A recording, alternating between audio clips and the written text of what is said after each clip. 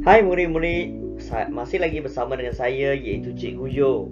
Hari ini kita nak belajar dalam Saiz KSSM 5.1 Pembahagian sel bahagian 2. Hari itu sebenarnya cikgu dah terangkan apakah itu kromosom, apakah DNA dan apakah itu gen. So hari ini kita nak mendalam sedikit. So sebelum memulakan kelas, mari kita tengok sama-sama apakah itu standard pembelajaran pada hari ini. Yang pertama, murid-murid perlu membanding dan membezakan antara proses mitosis dan meiosis.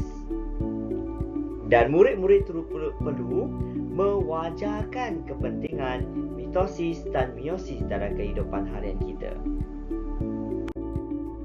So, sebelum memulakan pembandingan dan perbezaan kita, mari kita tengok apakah itu mitosis. Sebenarnya, mitosis merupakan satu proses pembahagian sel yang membentuk dua sel anak. Seperti yang murid-murid boleh tengok dalam gambar tu.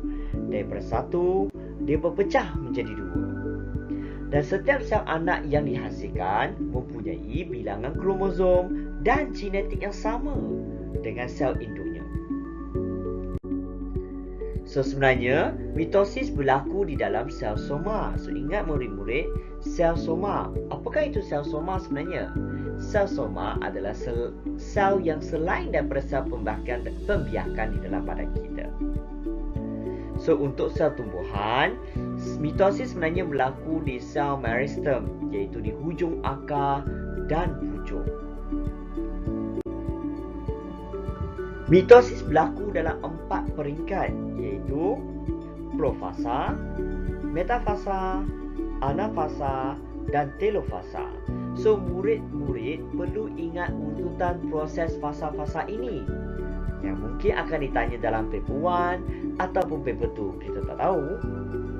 So cikgu di sini ingin berkongsikan satu cara bagaimana kita nak mengingat PMAT.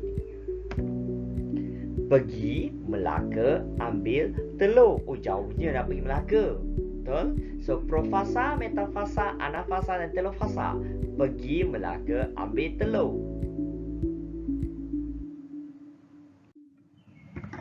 So seterusnya, mari kita sama-sama tengok apa yang berlaku sebenarnya semasa profasa. Semasa profasa, kromosom akan memendek dan menebal. Pada masa yang sama, membran nukleus akan menghilang. Itu saja yang murid-murid perlu tahu dalam profasa. Seterusnya, selepas profasa, murid-murid masih ingat pergi mana? Ya, betul murid-murid, pergi Melaka, iaitu metafasa.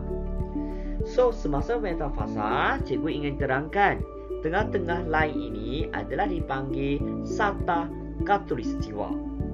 Satu je murid-murid perlu tahu di sini, iaitu kromosom sebenarnya adalah tersusun di satah katulistiwa semasa metafasa.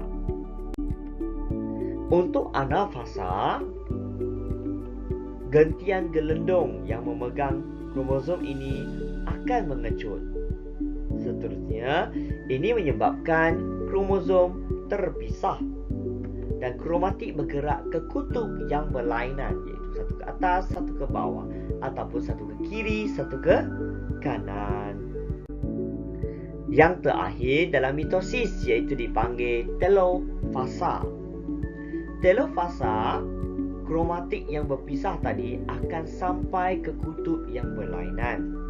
Pada masa ini, nukleus membran akan terbentuk semula. So itulah berakhirnya proses mitosis.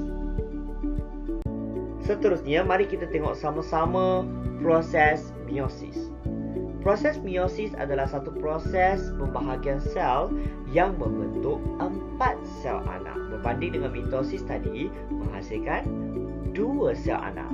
Sekarang meiosis menghasilkan 4 sel anak.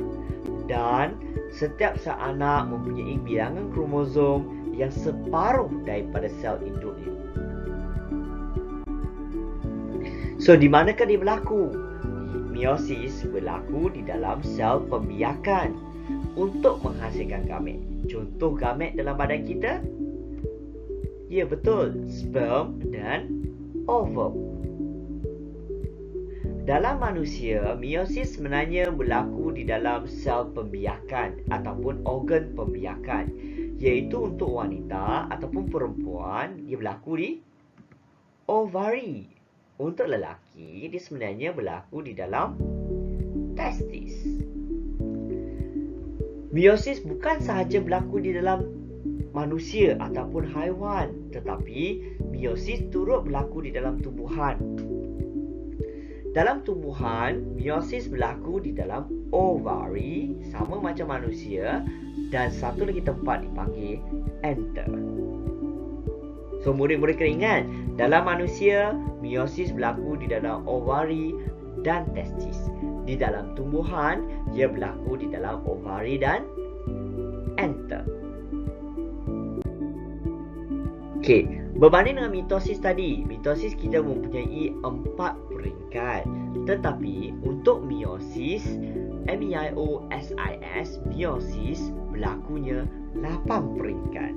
Iaitu profasa 1, metafasa 1, anafasa 1 dan telofasa 1. 4 lagi peringkat dia dikenali sebagai profasa 2, metafasa 2, anafasa 2 dan telofasa 2. Sekarang mari kita tengok apa yang berlaku semasa profasa 1. Kromosom homolog adalah berpasangan semasa ini. Apakah itu kromosom homolog? Kromosom yang mempunyai gen dan struktur yang sama yang akan berpasangan. So, apa yang saya bulatkan di sini, murid-murid boleh tengok, ini berlakunya pindah silang. Murid-murid akan tanya cikgu, apakah itu pindah silang cikgu sebenarnya? Mari kita tengok gambar ini.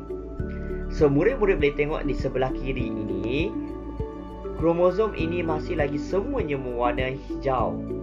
Tetapi selepas pindah silang, dia telah bertukar dengan kromosom homolog di sebelahnya. Itu dipanggil pindah silang. So, secara nak penerangannya lebih lanjut, pindah silang adalah pertukaran genetik di antara kromosom homolog. So, kita teruskan dengan metafasa 1. Semasa metafasa 1, okay, masih lagi murid-murid ingat nama ini dipanggil sata khatulistiwa. So, pada masa fasa 1, kromosom homolog ini sangat penting. Kromosom homolog tersusun di sata khatulistiwa. So, untuk meiosis 1, anafasa 1.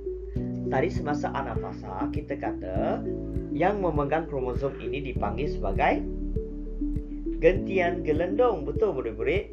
Gentian gelendong akan mengecut. Ini menyebabkan kromosom homolog terpisah dan kromosom bergerak ke kutub yang berlainan. Untuk telofasa 1, kromosom sebenarnya telah sampai ke kutub yang berlainan. Dan satu lagi yang terbentuk di sini, apakah itu? Betul murid-murid, membran nukleus terbentuk semula semasa fasa ini. So, sekarang tadi kita telah belajar berkaitan dengan meiosis 1. Selepas meiosis 1, kita akan pergi kepada meiosis 2. So, seperti yang murid-murid boleh nampak di sini, dua sel yang terhasil tadi akan menjalankan meiosis 2 untuk menghasilkan 4 sel anak di bawah ni. Okay, melalui meiosis 2. Sebenarnya, apa yang berlaku semasa meiosis 2 adalah sama seperti mitosis. Iaitu semasa profasa, dia kromosom menebar dan memendek. Metafasa tersusun di sata khatulistiwa, anafasa gentian gelendong mengecut dan bergerak ke kutub yang berlainan. Telofasa, ya, kromosom telah sampai ke kutub berlainan, membran nukleus terbentuk. So, sekarang barulah kita nak tengok apakah persamaan di antara mitosis dan meiosis. Mitosis sebenarnya dengan meiosis, kedua-dua proses ini merupakan pembahagian sel. Dan kedua-dua ini menjalankan replikasi DNA. Murid-murid akan tanya cikgu, apakah itu replikasi DNA? Replikasi DNA adalah penggandaan DNA. So sekarang mari kita tengok perbezaan di antara mitosis dan meiosis. Untuk perbezaan yang pertama, mitosis sebenarnya berlaku di sel. Murid-murid masih ingat?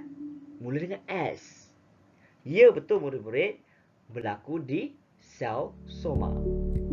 Meiosis berlaku di dalam sel pembiakan. Okay, mitosis sebenarnya menghasilkan berapa sel anak? Murid-murid masih ingat? Betul murid-murid. 2 sel anak. Manakala meiosis menghasilkan 4 sel anak. Untuk mitosis dengan meiosis, siapa yang menjalankan pindah silang?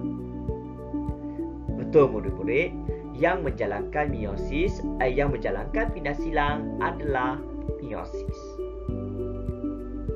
So ini menyebabkan mitosis tiada variasi, manakala meiosis ada variasi. Apakah itu variasi? Perbezaan di dalam sel anak yang terhasil. So sekarang kita telah menghampiri hujung pembelajaran kita pada hari ini. Kelas kita nak tengok kepentingan mitosis dan meiosis. Untuk mitosis, ia adalah penting sebagai pertumbuhan kerana mitosis akan sentiasa menghasilkan sel yang baharu. Kedua, sel baru yang terhasil digunakan untuk menggantikan sel yang rosak. Boleh tengok dalam gambar ini, iaitu muka dia semakin sembuh. Yang terakhir, mitosis sebenarnya terbentuk di dalam pembiakan aseks seperti di tapak Sulaiman, amioba dan pelbagai organisma yang ada. Sekarang kita tengok meiosis. Meiosis adalah penting untuk menghasilkan gamet seperti sperm dan ovum. Apakah kepentingan sperm dengan ovum ni? Untuk menjalankan pembiakan seks. So murid-murid, hari ini kita telah belajar berkaitan dengan apakah itu mitosis, apakah itu meiosis dan kepentingannya. So murid-murid, anda perlu ingat semula, tengok balik video ataupun buat latihan untuk mengukuhkan di mana soalan-soalan berkaitan dengan mitosis dan meiosis akan ditanya dalam exam. So itu saja daripada saya pada hari ini. Terima kasih.